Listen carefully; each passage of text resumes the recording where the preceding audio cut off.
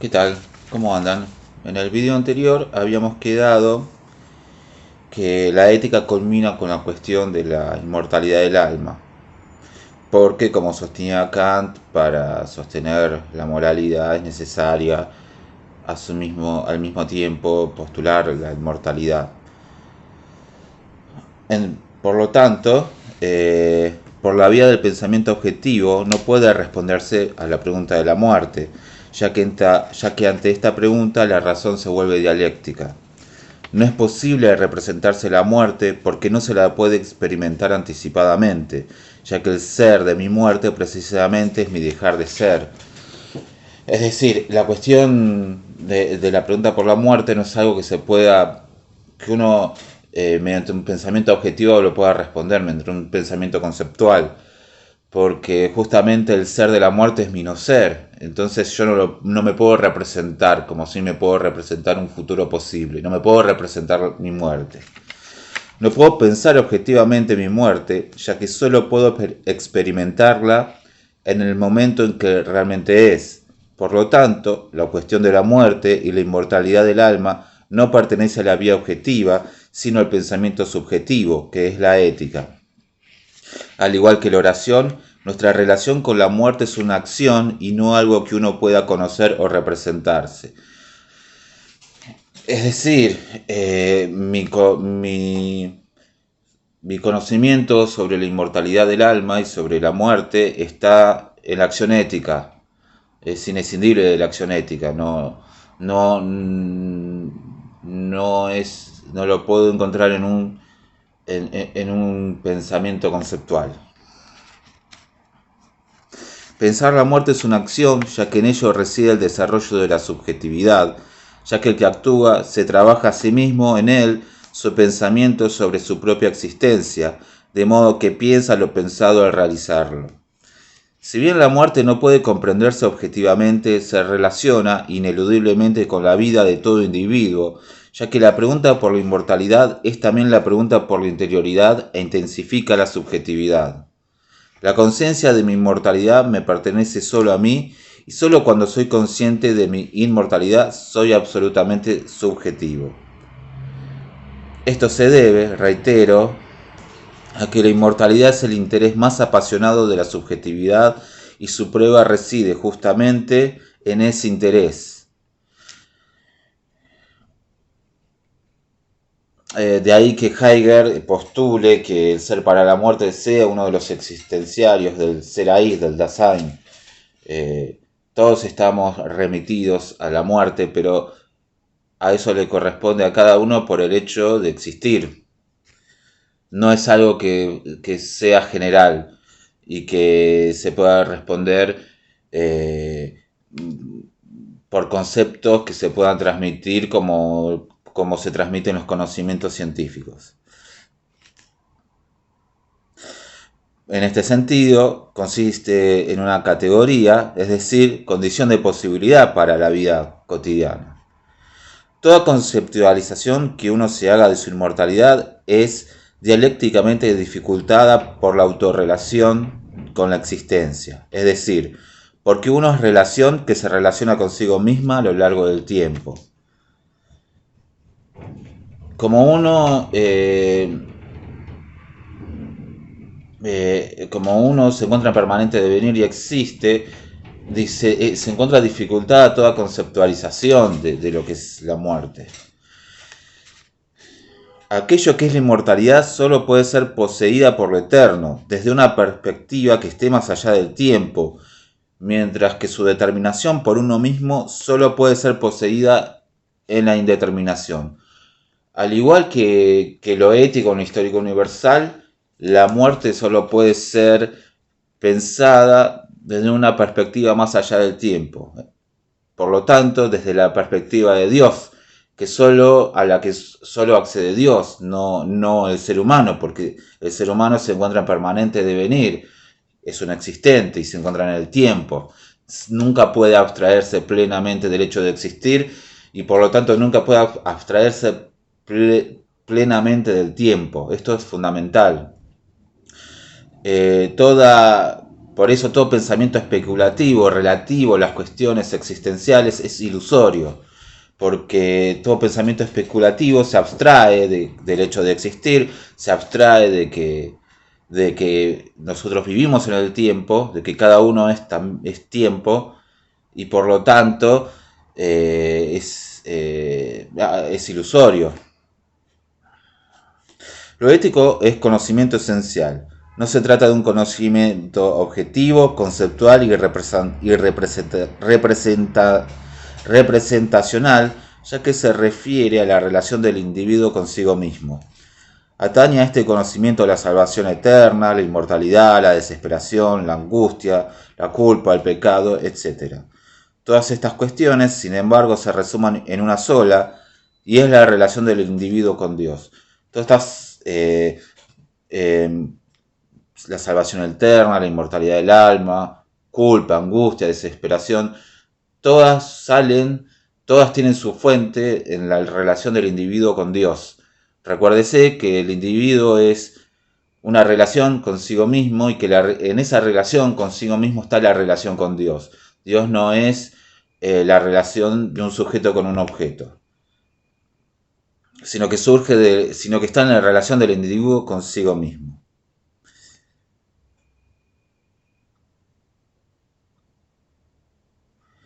Kierkegaard lo ejemplifica del siguiente modo. El pastor aconseja agradecer a Dios por el bien recibido. Pero ¿cuál es el bien? Si es lo que yo considero el bien, entonces mi relación con Dios significa que yo hago a Dios a mi imagen y semejanza. Lo que yo conozco es lo finito, y por ello aquello que agradezco es que Dios se ha acomodado a mis deseos. No obstante, en la relación con Dios uno no puede saber nada con seguridad, ya que no se trata de un pensamiento objetivo. La relación con Dios, recordemos, no es certeza objetiva, por lo que lo propio de esa relación es la incertidumbre, por lo que toda relación con Dios implica renunciar al entendimiento finito a fin de dar gracias de manera correcta. Es decir, si uno tiene que agradecer a Dios por todo lo que tiene, pero si uno agradece por aquello que considera bueno, está creando a Dios a su semejanza. Está viendo a Dios desde la propia perspectiva.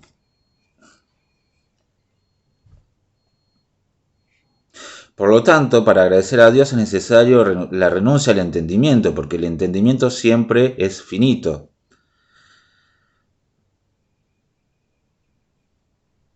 Agradecer de este modo apunta a nuestra transición hacia el devenir infinito en Dios, pues supone la renuncia al entendimiento finito. Mi inmortalidad se encuentra en el hecho de que soy espíritu. Soy espíritu porque no soy meramente un animal que se encuentra condicionado por la ley causal, sino que puedo darme mi propia ley. Ahora bien, el hecho de saberme como espíritu supone al mismo tiempo asumir la contradicción de que un espíritu haya llegado a ser existente, ya que por definición el espíritu es eterno y resulta contradictorio que se encuentre en el tiempo. Es decir, el yo, la autorrelación, la relación del individuo consigo mismo, también es espíritu, pero el espíritu es lo eterno y el ser humano vive en el mundo del tiempo, de la finitud, del cambio. Entonces, de ahí que Kant diga que somos habitantes de dos mundos, porque pertenecemos tanto al reino del tiempo como de lo eterno, y por eso somos un ser en cierto sentido contradictorio. Entonces, que tengamos que la posibilidad de ser espíritu supone asumir esa contradicción de la relación entre lo eterno y el tiempo. El espíritu es lo eterno, y lo eterno es lo constante, ya que lo que no se encuentra sujeto al cambio. Claro ejemplo de ello es lo universal. Lo universal, como la ley, es eterno porque es válido para todo tiempo y lugar, es decir, no se encuentra sujeto al cambio. La ley de gravedad es en todos y cada uno de los rincones del universo uno y la misma, desde su inicio hasta su fin. Es contradictorio que el espíritu haya llegado a ser un existente porque lo existente es devenir, es tiempo y es cambio. Justamente lo contrario a lo universal, a lo que es válido y constante en todo tiempo y lugar. Lo contradictorio es que lo existente, es que lo eterno se encuentra sujeto al cambio. La dificultad de mi creencia en la inmortalidad reside en que si bien sé que soy inmortal, dado que en tanto que espíritu soy eterno, por encontrarme en el tiempo no experimento en mí la constancia sino el cambio, lo que me lleva directamente hacia mi muerte física como el final absoluto de mi ser. Es decir, habíamos visto en anteriores videos que para Kierkegaard,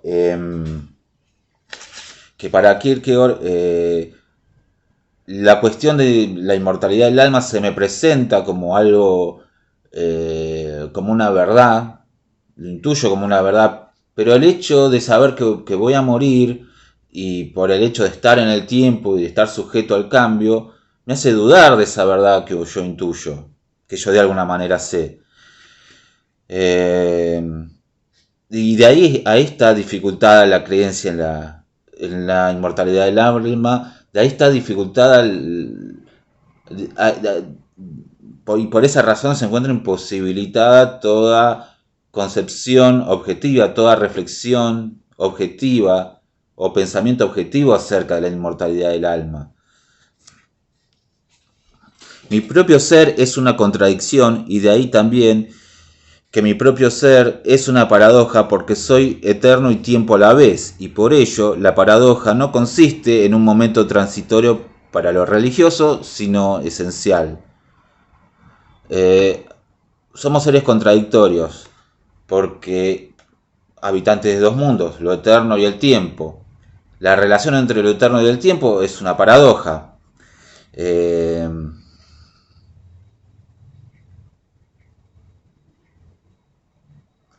Y cuando estábamos dentro, en el plano de la paradoja, ya estamos en el plano de lo religioso. Por eso Kierkegaard dice que la dimensión ética y religiosa se relacionan íntimamente. La paradoja se encuentra condicionada por el hecho de que el individuo es un existente, ya que en él deben identificarse la constancia y el cambio, cuestión que solo puede suceder en el conocimiento esencial, que es siempre una acción y no un pensamiento objetivo. Esa digamos, conciliación entre lo eterno y el tiempo solo puede darse en un conocimiento esencial que es la ética. Es decir, y la ética es a su vez una acción. ¿Cuál es la acción? La relación que se da del individuo consigo mismo. Solo en esa acción puede conocerse la relación entre lo eterno y el tiempo.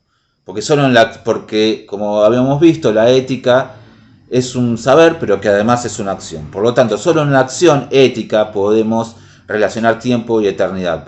Esa paradoja puede ser afirmada, cosa que racionalmente no puede serlo, desde un pensamiento objetivo. Pero, ¿qué significa realmente que sea contradictorio que el espíritu haya llegado a ser un existente? En otra obra, llamada La enfermedad mortal, Kierkegaard argumenta que el yo es lo eterno en el hombre y que el yo es autorrelación. Anteriormente habíamos visto que el pensamiento subjetivo en definitiva era la sabiduría socrática porque apuntaba a la relación del individuo consigo mismo. El pensamiento subjetivo o sabiduría socrática es lo bueno, es lo eterno, y por lo tanto espíritu. Lo contradictorio es cómo el espíritu haya llegado a ser un existente, cuestión que también se encuentra en Kant. Kant afirma que el conocimiento es producto de dos facultades, entendimiento y sensibilidad. Somos, por lo tanto, una síntesis del intelecto y de la sensibilidad. Estos son opuestos, ya que el entendimiento es lo eterno porque versa acerca de las categorías cuya validez es universal, mientras que la sensibilidad es lo temporal y el cambio, por lo que resulta contradictorio que el conocimiento se formule a partir de la interacción entre ambas. Es decir, para Kant, en Kant también encontramos esta dualidad, esta contradicción de elementos opuestos que nos constituyen. sensibilidad y intelecto.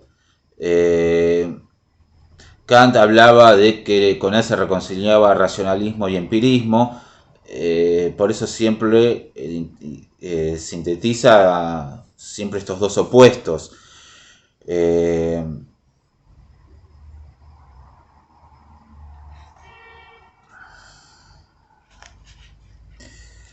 Por eso el conocimiento en Kant se formó, tiene dos fuentes, el entendimiento y la sensibilidad, que entre sí parecieran ser contradictorias, y por esa razón Kant tiene que buscar una raíz común, que en la primera edición de la Crítica de la Razón Pura es la imaginación, mientras que en la segunda edición de la Crítica de la Razón Pura Kant va a acentuar mucho más la labor del entendimiento, como no término medio, sino como la raíz común de los opuestos. Ahora bien, lo eterno en el hombre es el yo, y el yo es autorrelación, pero la autorrelación supone poner en relación lo universal con lo particular, del mismo modo que para Kant el conocimiento supone relacionar entendimiento con sensibilidad. Lo universal son las ideas y también las leyes morales. Así como la ley de la gravedad es válida en todo tiempo y lugar, también son las leyes de la ética, por ejemplo. Mientras la ley de la gravedad versa sobre la naturaleza, en el plano del ser, las leyes éticas versan en el plano del deber ser, pero ambas tienen este aspecto de que rigen para todo tiempo y lugar. El individuo es una relación entre cuerpo y alma, sensibilidad e intelecto, y asimismo una relación que se relaciona con la relación entre cuerpo y alma, ya que dicha relación puede ser reflexiva, por lo que poner en relación cuerpo y alma supone relacionar lo universal con lo particular. Ahora bien, la dificultad que esto plantea es que el ser humano debe salirse de lo particular para intentar alcanzar lo universal, salirse de lo temporal para alcanzar lo eterno. El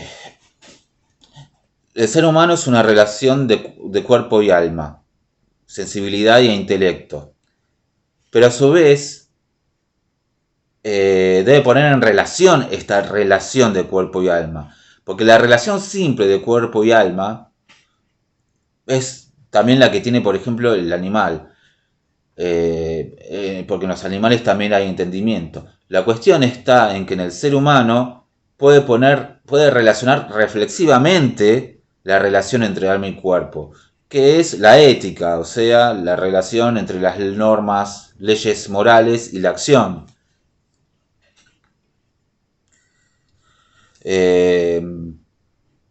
Pero esto plantea una dificultad, que es que el ser humano, para relacionarse con lo universal, tiene que salirse de lo temporal, como es lo que le pasaba a Platón cuando hablaba del mundo sensible y de cómo el mundo sensible es una copia del mundo inteligible de las ideas, cómo lo sensible, o lo mismo en Aristóteles, cómo lo sensible por amor busca igualarse a lo inteligible.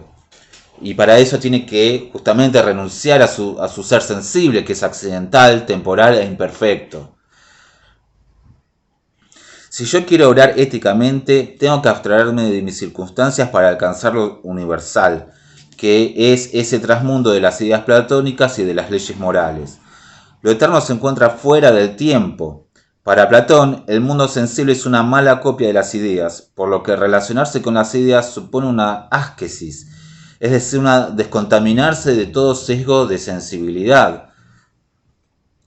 Para que el individuo pueda relacionarse con la perfección de lo eterno, tiene que desprenderse de sus imperfecciones. Un camino que es imposible, ya que lo perfecto rechaza lo imperfecto. Cabalmente, esto es lo que nos comenta Hegel cuando habla del momento de la conciencia desgraciada. Allí, en el momento de la conciencia desgraciada, la conciencia busca relacionarse con lo mutable desde su lado mutable y por ello siempre fracasa, ya que por ser mutable no se encuentra nunca a la altura de lo infinito. La conciencia desgraciada para Hegel es una conciencia dual. Es una conciencia dual compuesta de lo inmutable y de lo mutable. Es una conciencia inmutable y mutable. Infinito, finito. Universal, particular. Y cómo... Y esta conciencia, cada vez que quiere relacionarse con lo infinito, con lo inmutable, lo hace siempre desde su lado finito. Siempre la conciencia, siempre es la conciencia, en un primer momento es la conciencia mutable la que va hacia la conciencia inmutable intentando la síntesis. Y fracasa porque nunca está a la altura.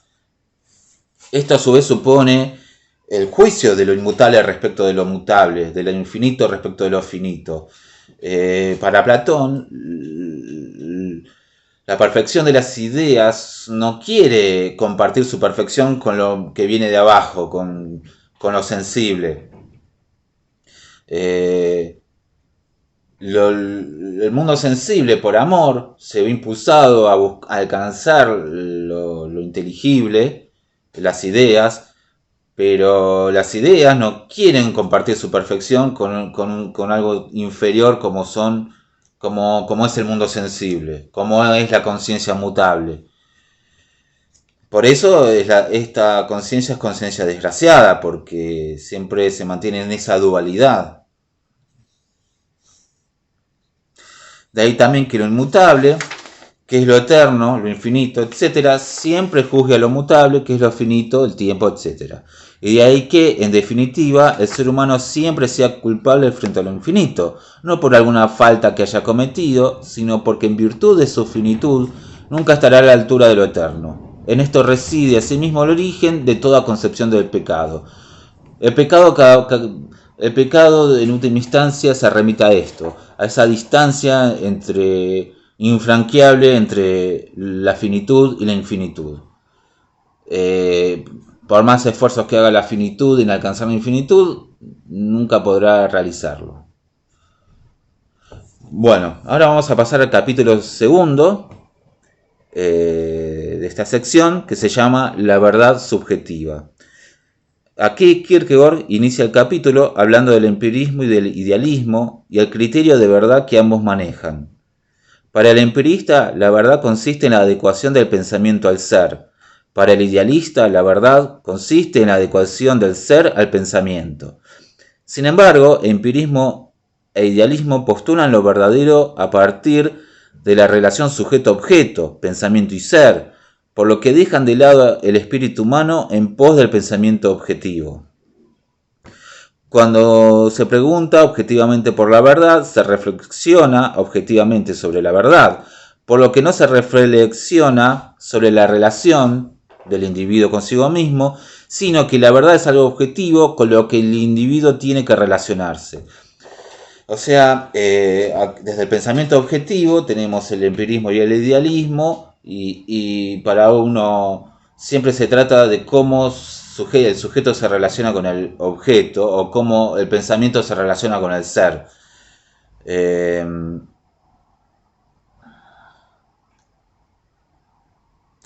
Por lo tanto, la verdad es algo con lo que el individuo tiene que relacionarse, lo que es opuesto a lo que Kierkegaard considera como verdad, que es la apropiación. La subjetividad es la verdad, no algo externo con lo que yo me tengo que relacionar. Esta concepción depende de la manera en que entendamos el ser. Si por ser entendemos el objeto, que es lo opuesto al pensar, entonces el ser es postulado como devenir, ya que el objeto empírico no se encuentra acabado. ¿Por qué el objeto empírico no está terminado? Porque el sujeto que conoce al objeto en realidad es un existente que se encuentra en devenir, y al relacionarse con el objeto, en tanto que sujeto, no hace sino abstraerse del hecho de su existencia. Cuando se establece una relación sujeto-objeto, el sujeto se abstrae de sus circunstancias, de sus particularidades, y al hacerlo se abstrae del hecho de que existe, de su propia existencia. Entonces se vuelve algo fantástico. Por eso siempre la verdad para este sujeto es una aproximación, porque ya se encuentra abstraído de sí mismo y es es en sí mismo la verdad. El sujeto es el sujeto es un existente en permanente devenir, por lo que la verdad es apropiación y no algo acabado como un objeto. La verdad para el individuo nunca puede ser el objeto, porque el objeto supone algo acabado, y la verdad de ninguna manera puede estar terminada para el existente, ya que la verdad es interioridad y es apropiación. Postular la verdad como objeto supone postularla como algo acabado, cuando lo cierto es que esto no es posible, ya que el existente se encuentra en permanente devenir. La verdad que sale de la relación entre sujeto y objeto es siempre una verdad acabada, pero la verdad no puede ser algo acabado, terminado, porque se encuentra en el devenir del sujeto, es apropiación, es la tarea de ser subjetivo, es la apropiación, es la interioridad, es la relación que se relaciona consigo mismo, es la constancia a lo largo del cambio, lo eterno relacionándose con el tiempo, que no puede ser de una vez y para siempre, sino que tiene que ser mientras dure el tiempo. Es decir, para el yo, la verdad nunca puede ser algo acabado, sino una aproximación, ya que esa aproximación, porque es tarea, porque es actividad, porque es interioridad, porque es intención. La verdad es siempre una aproximación cuyo comienzo no puede ser establecido porque no hay conclusión, lo cual tiene fuerza retroactiva. Tenemos que recordar que en videos anteriores habíamos visto que en el sistema hegeliano no había conclusión y que porque algunos hegelianos sostenían que la conclusión se iba a dar pero si la cuestión es que ya no está clara la conclusión de antemano, tampoco puede estar dado el principio. Por eso dice Kierkegaard que tiene fuerza retroactiva la falta de conclusión. Por el contrario, todo comienzo se produce en virtud de una decisión. Recuérdese la certeza sensible a la que llega Hegel. Sin embargo, se pasa por alto justamente esto, que el individuo cognoscente es un existente y es para sí mismo un existente. En los dos criterios de verdad, el ser termina siendo algo abstracto, o bien es la reproducción abstracta por la que el pensamiento se adecua al ser, o bien el pensamiento es el modelo abstracto de lo que es el ser concreto. Si el ser es abstracto, entonces la verdad puede definirse como algo terminado, ya que la adecuación del pensamiento al ser siempre es algo terminado. El comienzo del devenir reside en la concreción de lo que se abstrae la abstracción. El devenir es movimiento y la filosofía hegeliana no explica el movimiento porque abstrae. Si el ser es entendido de esta manera, su formulación supone una tautología, ya que pensamiento y ser significan una misma cosa, y la adecuación es una identidad abstracta consigo misma. Ni el criterio empirista ni el idealista dicen nada salvo que la verdad es, y por lo tanto la verdad consiste en una reduplicación abstracta. Se trata de una verdad indiferente para el individuo, ya que la única verdad relevante es la del conocimiento esencial, que es la ética y la religión. Kierkegaard admiraba la obra de Shakespeare. En Hamlet, el protagonista se formula la famosa pregunta ¿ser o no ser? Para Kierkegaard, esta pregunta significa que el existir o no es algo que solo puede tener significado subjetivo. Es decir, no es algo que pueda responderse un sujeto que se encuentra en un objeto. La pregunta de ser o no ser, esa es la cuestión, es una pregunta que tiene sentido para un sujeto, no es una pregunta que se pueda responder a partir de una relación sujeto-objeto.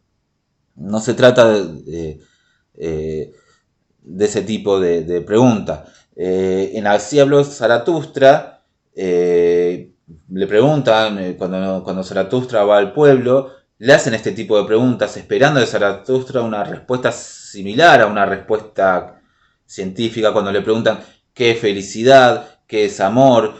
Y Zaratustra dice que no puede responder esas preguntas porque esas preguntas no pueden tener respuestas conceptuales.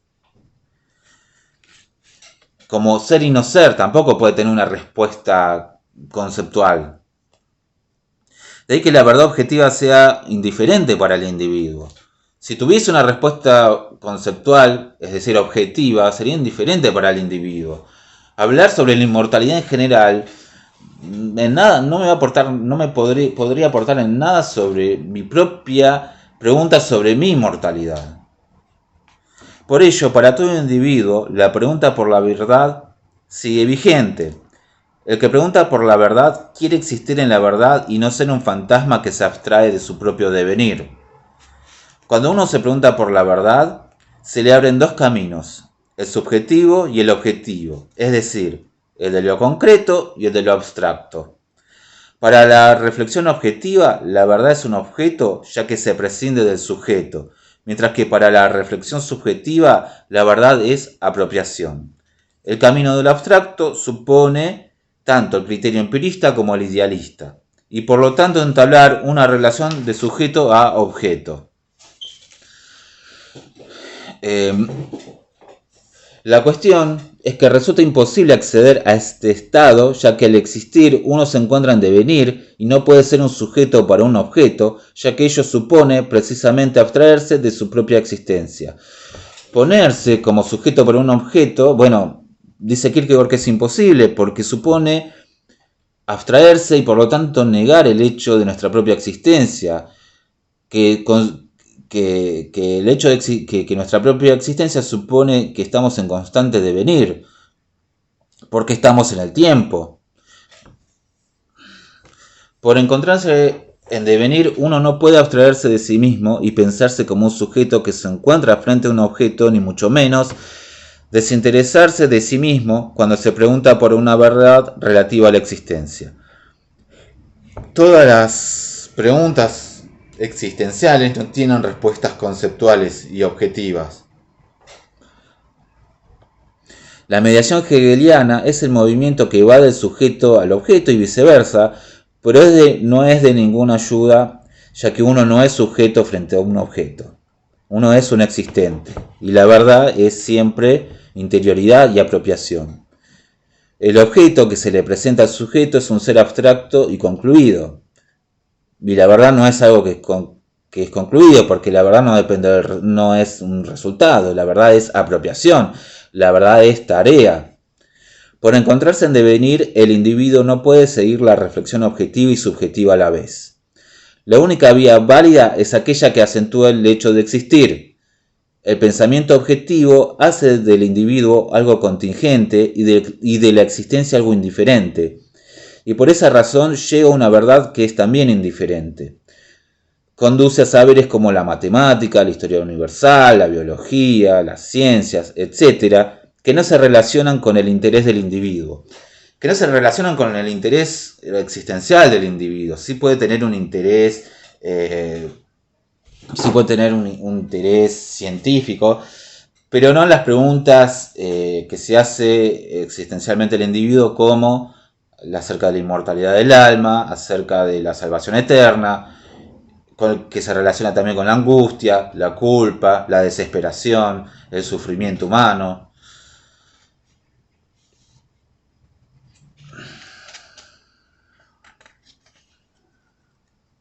Desde el punto de vista subjetivo, la objetividad es una hipótesis, ya que toda decisión eterna reside en la subjetividad. Por ello, el hecho de existir y la certeza no van de la mano. Pero si el existente insiste en responder objetivamente aquellas preguntas que son de su interés, es porque la certeza propia de la vía objetiva le permite eludir el peligro propio de la decisión. Todas las preguntas existenciales requieren de la decisión, porque el conocimiento esencial, que es la ética, es una acción, y la decisión es una acción. Todo el conocimiento esencial se lo encuentra en la decisión, es acción. Y como decía Kierkegaard en el ejemplo de la oración, supone dejar de lado toda certeza objetiva. O sea, la incertidumbre objetiva es fundamental en todas las cuestiones existenciales, porque suponen salirse del pensamiento objetivo. Ahora, si se recae una y otra vez en el pensamiento objetivo, si se quiere responder estas preguntas a partir del pensamiento objetivo, es porque se quiere eludir el riesgo de la decisión, que siempre trae angustia, porque tiene que ver con la libertad. Este peligro es peligro de demencia, ya que el pensamiento subjetivo llevado a su extremo resulta indistinguible de la locura, como sucede con Abraham. En temor y temblor, Abraham tiene que sacrificar a su hijo porque es encomendado, porque es una demanda que le establece Dios. Y claro, para el resto del mundo Abraham es un loco. Pero para Kierkegaard con esto ejemplifica cómo la subjetividad llevado al extremo es indistinguible fenoménicamente, es indistinguible de la demencia. La reflexión subjetiva versa sobre la verdad que le interesa al individuo. Si la subjetividad se desvanece en el pensamiento objetivo, lo mismo sucede con la objetividad en el pensamiento subjetivo. La única certeza que uno puede tener en el pensamiento subjetivo es la de su propia existencia y por lo tanto la de su propio devenir. Recuérdese que uno solo puede tener la certeza de su existencia, pero no la existencia de los demás, porque la existencia es interioridad. Aquí de nada sirve la relación entre pensamiento y ser. Todo hombre es un individuo particular y por ello resulta ocioso plantear la verdad como identidad del yo consigo mismo. Lo que Kierkegaard acá quiere decir no es que el otro no existe, sino que no se puede demostrar, no se puede demostrar a través de una certeza objetiva la existencia del otro. Pero no quiere decir que el otro no exista, quiere decir que ese otro también está o es parte del conocimiento esencial, que es la ética. Por eso para Kant el otro no es un medio sino un fin en sí mismo, es algo que yo tengo que postular y no algo que yo percibo. El otro no está en mi percepción de su cuerpo en el espacio. El otro es también una decisión, porque el imperativo categórico supone tratar al otro no como un medio, sino como un fin en sí mismo. Y eso es algo que yo tengo que decidir, es una cuestión ética. La verdad que se busca en la relación sujeto-objeto supone encontrar la unidad de finitud e infinitud, pues justamente de esto se trata la mediación hegeliana, esto es, de la identidad entre sujeto y objeto. Pero esta solo puede alcanzarse más allá de la existencia y momentáneamente, es decir, solo si el individuo concreto se abstrae del hecho de existir. Por ello, la identidad entre infinitud y finitud solo puede encontrarse realmente en la pasión. En la pasión, el individuo se vuelve infinito en la eternidad de la fantasía y es ahí donde se hace sí mismo. La imaginación es para Kierkegaard la facultad infinitizadora, que en la primera edición de la Crítica de la Razón Pura para Kant es la raíz común entre sensibilidad y entendimiento. Es en la fantasía, en la imaginación y en la pasión, todas estas se relacionan, donde el existente se vuelve infinito, y no en la identidad entre sujeto y objeto. La identidad Hegel en el sistema apunta siempre a alcanzar la identidad entre sujeto y objeto, que se logra a partir de la mediación. Pero recordemos que ponerse como un sujeto para un objeto supone abstraerse de uno mismo, de su propia existencia y del hecho de su devenir, y que esto es pura fantasía. Por lo tanto, esa identidad entre sujeto y objeto siempre es momentánea, es una fantasmagoría. Solo esta identidad o la relación con infinitud se logra en la pasión, porque la pasión es interioridad y la pasión es subjetividad, porque la subjetividad es racionalidad, pero recordemos que la razón siempre busca su propia pérdida, porque lo que quiere la razón es la paradoja. La pasión de la razón es la paradoja. Entonces, la subjetividad es pasión porque siempre busca lo incondicionado, lo absoluto. Ahora bien, Kierkegaard distingue el conocimiento objetivo propio de las ciencias del conocimiento esencial. El conocimiento esencial es aquel que se relaciona esencialmente con el hecho de existir. Se trata de aquel conocimiento que se relaciona con el cognoscente, a diferencia del conocimiento matemático que es indiferente. Todo conocimiento de las ciencias matemáticas es indiferente a yo cuando lo estudio. Pero el conocimiento esencial, que es la ética, no es indiferente a mí. Lo más exceso de la interioridad es la pasión, y la respuesta que la verdad da a esa pasión es la paradoja. Es decir, para el pensamiento subjetivo, la verdad es la paradoja y no la adecuación del pensamiento al ser o del ser al pensamiento, ya que la verdad es siempre incertidumbre. La verdad es fundamental la incertidumbre para el conocimiento esencial. La incertidumbre objetiva, porque supone dejar de lado la vía objetiva, ese camino que nos lleva a preguntar por la verdad en términos de relación entre sujeto y objeto. El conocimiento esencial reflexiona sobre la relación del individuo consigo mismo, de modo que el sujeto es la verdad. Cuando uno se pregunta subjetivamente por la verdad, reflexiona subjetivamente sobre la relación consigo mismo. Aquí el individuo no se pregunta por el qué, como cuando se pregunta ¿qué es esto?, ya que ese tipo de preguntas son propias del conocimiento objetivo. Aquí la pregunta que se hace es por el cómo. Solo cuando el cómo de esta relación tiene lugar en la verdad, el individuo es en la verdad, aun cuando se relacione de este modo con la no verdad. Es decir, el conocimiento esencial es la ética, y este conocimiento supone la reflexión subjetiva sobre la relación del individuo. El yo es una relación entre el cuerpo y alma, pero es una relación que se relaciona con la relación entre el cuerpo y alma. Por lo tanto, la pregunta que se hace es sobre el cómo, a diferencia de la pregunta que se hace el pensamiento objetivo, que versa sobre el qué.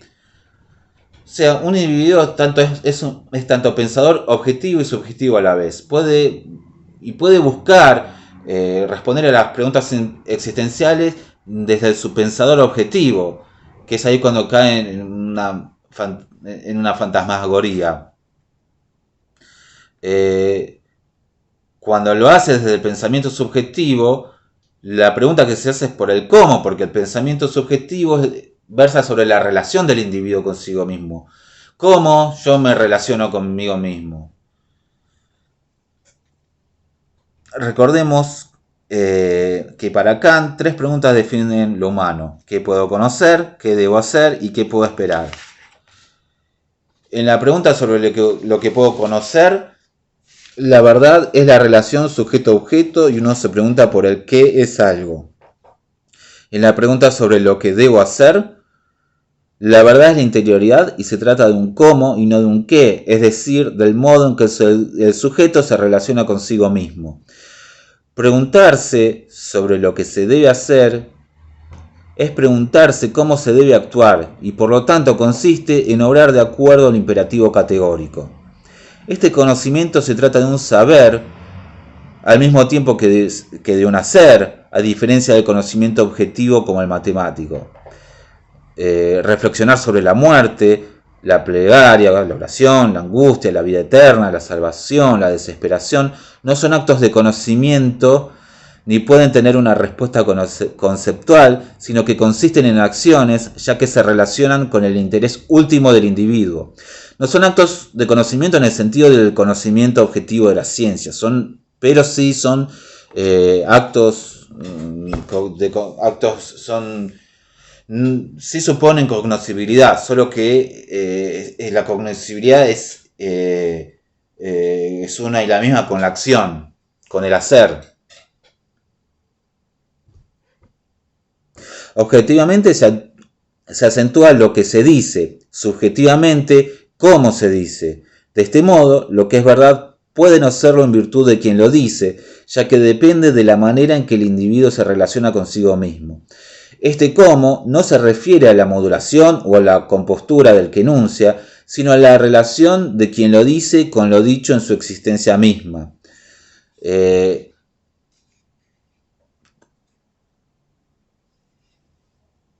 cómo se trata, si alguien habla de verdades éticas, el cómo apunta a si esa persona que está hablando sobre las verdades éticas las realiza, las hace acción, o si simplemente, según un catedrático que describe acciones morales y él se desentiende de la cuestión. Objetivamente, la pregunta es por las determinaciones del pensamiento, mientras que subjetivamente es por la interioridad.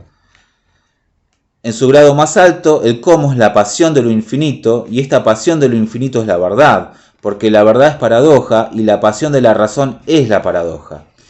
Querer llegar a ser objetivo es vivir fuera de la verdad, y por lo tanto convertirse en la no verdad. La pasión de lo infinito es la decisión, no su contenido, ya que su contenido es ella misma, la relación del individuo consigo mismo.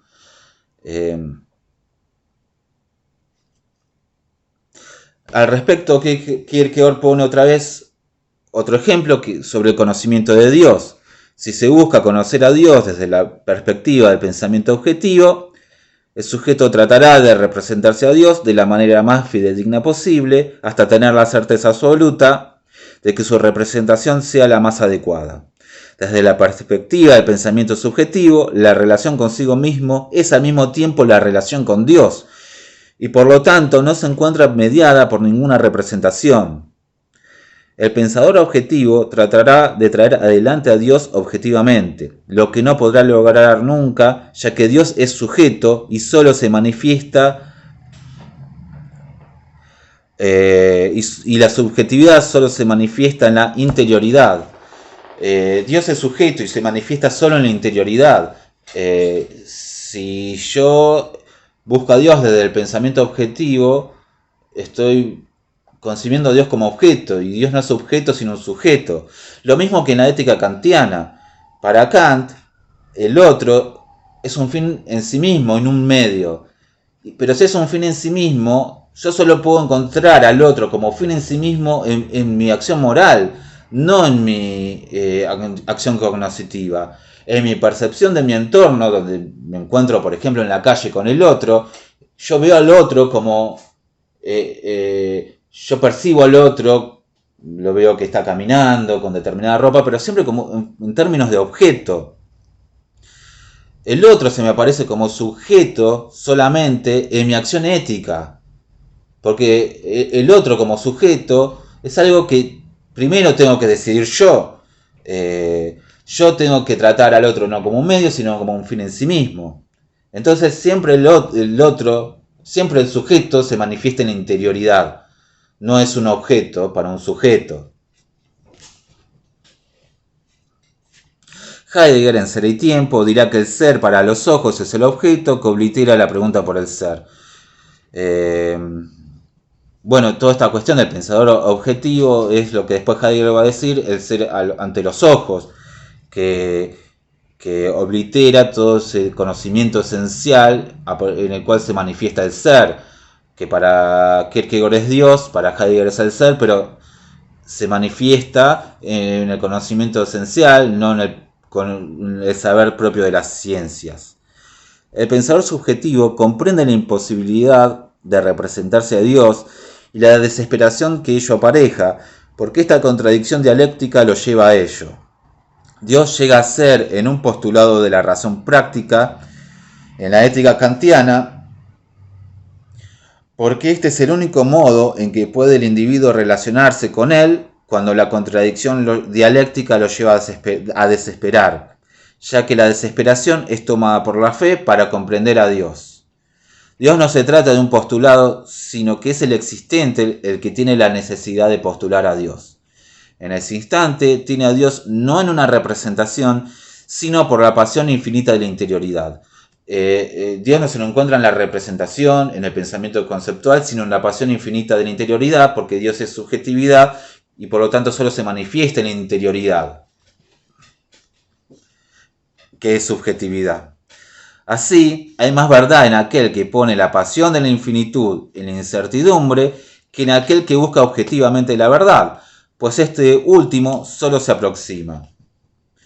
Como el conocimiento esencial eh, como el conocimiento esencial se abstrae del pensamiento objetivo, deja de lado el pensamiento objetivo, deja de lado la certeza objetiva. Por lo tanto, lo propio del conocimiento esencial es la incertidumbre en términos de pensamiento objetivo. Por eso dice Kierkegaard que hay más verdad en aquel que pone la pasión de la infinitud en la incertidumbre. La lucha del pensador subjetivo, del conocimiento esencial, es contra la incertidumbre. Esta incertidumbre es la ignorancia socrática y expresa que la verdad eterna se relaciona con el existente. No estamos todavía en la paradoja del cristianismo, sino en la paradoja socrática por la cual un individuo que existe en el tiempo se relaciona con lo eterno. Habíamos dicho antes que el ser humano es contradictorio porque en él está lo eterno y el tiempo. Y la relación entre lo eterno y el tiempo es una paradoja. Ahora, esta no es todavía la paradoja del cristianismo. Esta paradoja ya estaba en la sabiduría socrática, esta relación del individuo, del existente con lo eterno.